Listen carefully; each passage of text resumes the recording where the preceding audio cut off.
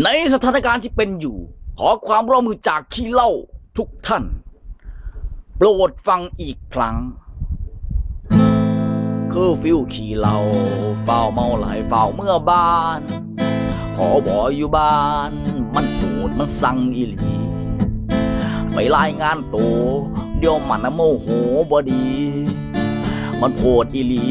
เมียข่อยละผอบอทอบอผู้บังคับการทุกอย่างที่บ้านสุมหัวกันเขาจักเหล่าและจักเบียจักวายมันโพดคักหลายจักมาได้ใส่บ่หูเราเข้าป่าบ่อยากจัดเต็มเด้อหมูก็เพื่อนหูใจพันจอกก็ยังไม่เมาสุมหัวกินเหล้าคำเบาและจักมาแต่สาย